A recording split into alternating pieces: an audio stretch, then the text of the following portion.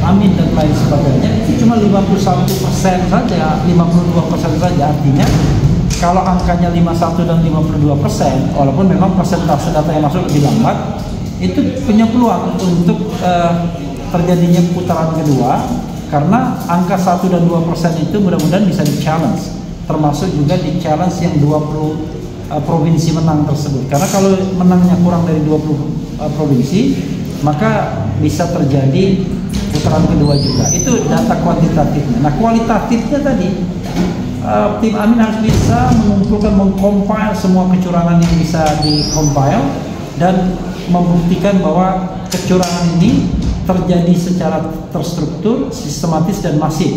Tidak hanya pada saat proses pemberian suara, ya, voting, casting vote, tetapi sebelumnya melalui kebijakan-kebijakan presiden, misalnya soal pemberian bansos, soal menaikkan gaji Bawaslu, soal memanggil dan mengumpulkan aparat desa yang kita tahu bahwa itu semua dimaksudkan untuk menguntungkan calon tertentu, termasuk juga keterlibatan para menteri misalnya yang mengampanyekan dan dalam tanda kutip menjual seolah bansos itu adalah milik pribadi presiden, dan kemudian mengatakan bahwa memilih putra presiden itu adalah sama saja dengan berterima kasih karena sudah memberikan bansos. Nah, banyak hal yang bisa dipersoalkan sebelum.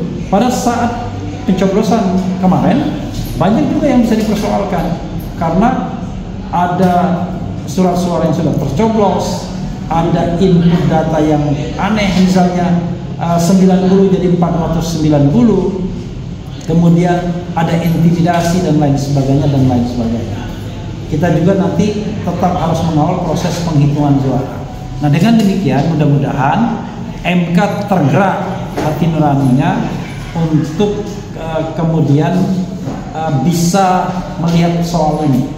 Walaupun ngeri-ngeri sedap juga tiba-tiba di tengah kita sedang berjuang untuk mengumpulkan segala data kecurangan itu, Pengadilan Tata Usaha Negara mengabulkan permohonan Anwar Usman untuk dicabutnya keputusan yang mencabut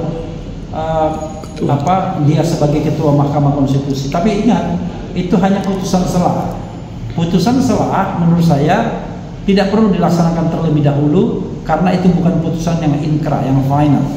Jadi tetap saja kita harus tunggu putusan yang finalnya, jangan putusan selah, karena putusan selah seharusnya tidak sekuat itu ya. Itu saja kawan-kawan semua, dan mudah-mudahan pemilu tetap menghadirkan sosok yang menang secara jujur dan adil, bukan menang secara curang, apalagi kecurangan terstruktur, sistematis dan masif. Jangan kendor. Bang, tambahkan sedikit Bang Repli. Sorry Bang, saya mau menanyakan mengenai kredibilitas MK ini Bang. Ya. Kita tahu bahwa lahirnya Gibran ini kemarin kan atas keputusan dari MK. Ya. Sehingga statement masyarakat bahwa MK ini sekarang sudah tidak dipercaya lagi, lembaga yang sudah tidak percaya lagi. Makanya kalau ada kasus untuk pemilu ini enggan sekali untuk dibawa ke sana. Gimana pandangannya Bang Repli? Jadi saya bicara no alternative. Kalau Anda mau menggunakan jalur formal, maka satu-satunya jalur formal untuk mempermasalahkan kecurangan yang TSN, terstruktur, sistematis dan masif, selain ke Bawaslu dan jajaran Pengadilan Tata Usaha Negara dan selanjutnya sampai Mahkamah Agung, adalah Mahkamah Konstitusi dalam konteks hasil pemilu. No alternatif, tidak ada alternatif lain. Kalau Anda mau menghindari MK, artinya Anda kalah, karena setelah KPU mengumumkan hasil pemilu, satu-satunya jalan hanyalah ke Mahkamah Konstitusi. Itu satu. Yang kedua, saya hanya ingatkan bahwa kalau di masa lalu permohonan di MK itu gagal semua, karena saya tahu permohonannya abal-abal semua. Permohonannya tidak meyakinkan, tidak didukung oleh fakta dan data yang kuat. Saya terlibat di dalam memproses permohonan yang diajukan Wiranto Salahuddin Wahid ketika kalah di putaran pertama pada Pilpres 2004. Dia mengklaim ada terjadi kecurangan di 26 provinsi dan satu pun tak terbukti, dan secara kualitatif juga tidak terbukti juga. Kemudian kasus lainnya adalah kasus yang diajukan Prabowo baik di 2014 dan 2019 juga nggak ada buktinya. Nah makanya tim hukum Amin harus bisa menghadirkan bukti-bukti itu mumpung ada waktunya sekarang. Jadi jangan terlalu sering misalnya press conference untuk panggung-panggung yang besar ini. Siapkan saja permohonan sebaik-baiknya, kompilasi semua kecurangan-kecurangan, morally ya kita punya standing untuk berjuang.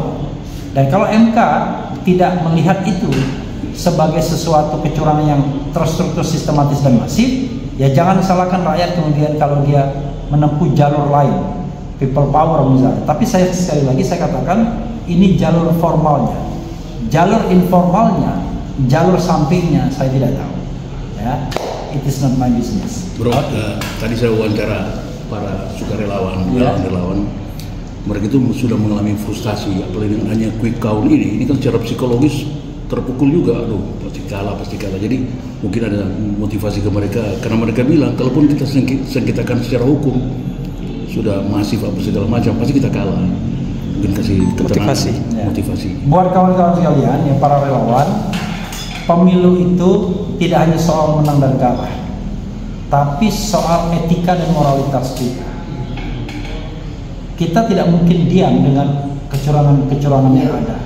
Kita harus berjuang sampai titik darah terakhir, ya, sampai keringat terakhir untuk memperjuangkan kebenaran melalui jalur-jalur yang tersedia, entah itu melalui Bawaslu, kemudian Pengadilan Tata Usaha Negara, atau melalui Mahkamah Agung, dan terakhir melalui Mahkamah Konstitusi sesuai dengan jalurnya masing-masing. Dan dalam berjuang itu jangan pikirkan menang dan kalahnya, tetapi presenting data yang sebaik-baiknya. Saya sudah mengatakan kenapa dulu MK kalah dulu, karena memang permohonannya nggak mutu. Saya baca permohonannya, saya membaca permohonan 2019 oleh Prabowo, permohonan 2014 oleh Prabowo, kemudian permohonan 2004 oleh Wiranto dan Salahuddin Wahid. Sisanya tidak ada permohonan yang secara signifikan diproses. Permohonan tersebut tidak menunjukkan sesuatu yang luar biasa. Jadi lebih banyak klaim, padahal kalau kita lihat satu demi satu permohonannya, maka kelemahan kemarin-kemarin adalah tidak cepat mengantisipasi dan mengkompilasi segala kecurangan yang terjadi.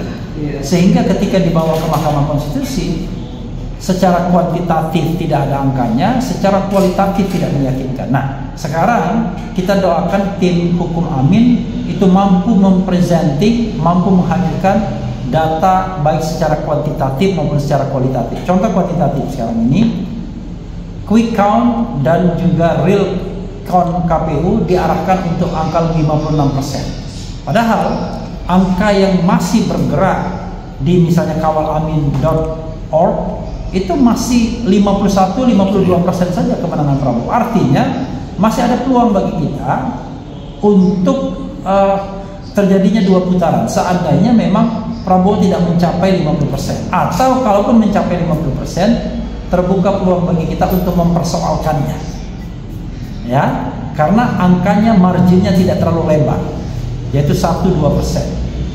Makanya tetap semangat, tetap kawal penghitungan suara, karena banyak kecurangan terjadi dalam hal input.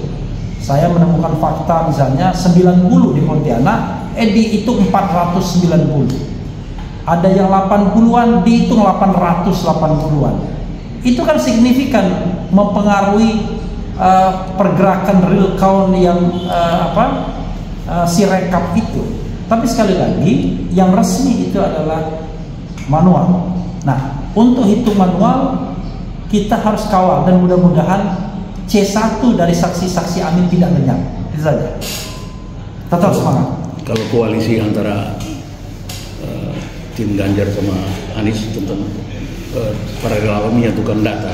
Ya. Gimana untuk menyatukan data? Karena kepentingannya sama, maka tidak ada salahnya juga bekerja sama dengan 03 untuk betul-betul menyatukan data. Karena kalau saya mengatakan, saudara sekalian, kalau seandainya kecurangannya itu terstruktur, masif dan sistematis, tidak ada halangan bagi MK untuk mendiskualifikasi pasangan yang melakukan kecurangan yang TSM tersebut. Karena itu tidak hanya skenario 2 putaran, tapi bisa juga kemudian skenario didiskualifikasi dan terjadi putaran kedua bukan 01 lawan 02, tetapi 01 lawan 03. Itu juga bisa terjadi. Jadi perjuangan belum selesai, tetap semangat. Oh, oke. Thank you Bang Dea. Oke.